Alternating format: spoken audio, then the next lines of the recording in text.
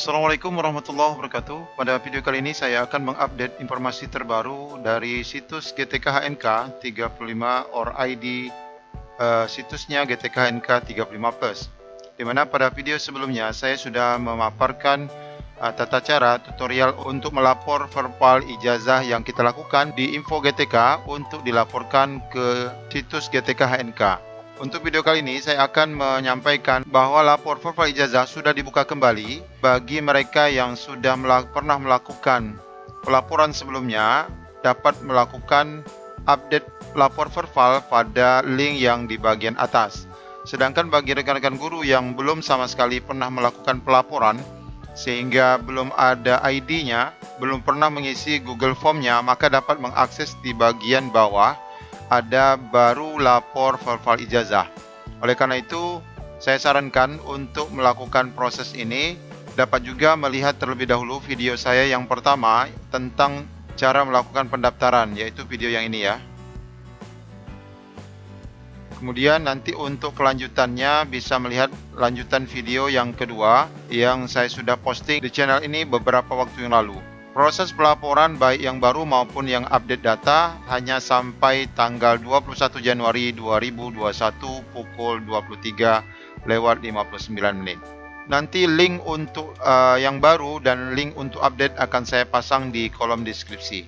Bagi rekan guru yang belum sama sekali melapor, maka kami sarankan untuk segera membuat pelaporan dengan mengklik menu baru lapor verbal ijazah. Jadi ada dua ya, satu di bagian atas untuk update, lalu di bagian bawah untuk yang baru.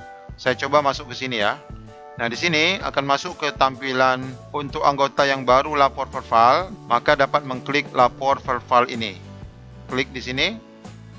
Maka nanti akan mengisi data. Ini lihat ada nama, ada nik, ada tanggal lahir, lengkap dengan contoh, provinsi, tempat lahir, ijazah terakhir, kemudian di bagian bawah nama lembaga SMA kita, jenis lembaga di sini, ini swasta ataupun Kemenak.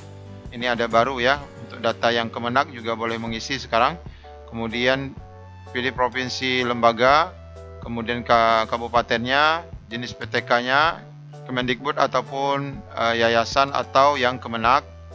Kemudian nomor WA yang aktif, SK awal, kemudian status verbalnya sudah selesai atau masih menunggu pemeriksaan operator pusat.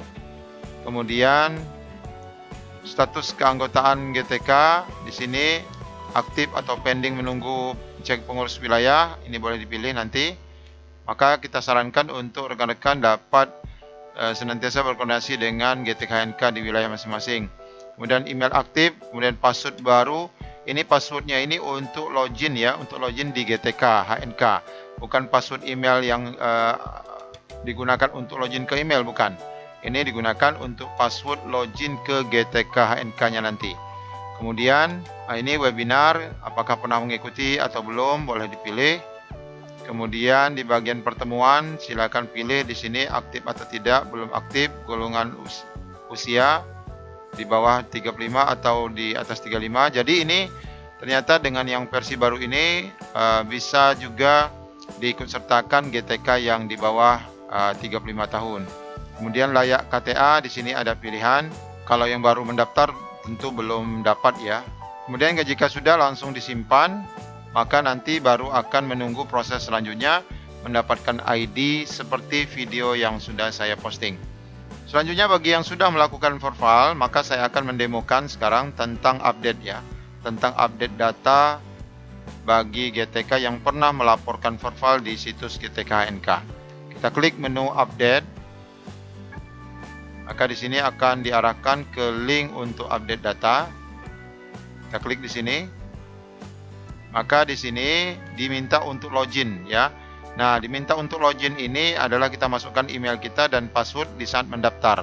Jika Bapak Ibu lupa, maka dapat cek di email karena kemarin saat kita mendaftar, maka kita dikirimkan kopi karbonnya untuk dapat diakses kembali. Sebagai contoh, saya sudah membuka ini ya.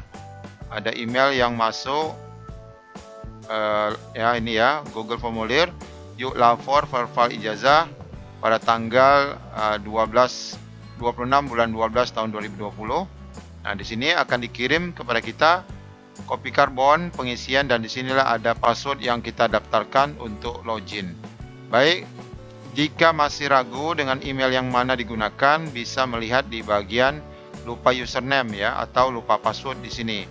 Klik saja di sini, kemudian kita klik nama yang mau kita cari. Misalnya saya ketikkan nama PTK yang sudah saya daftarkan.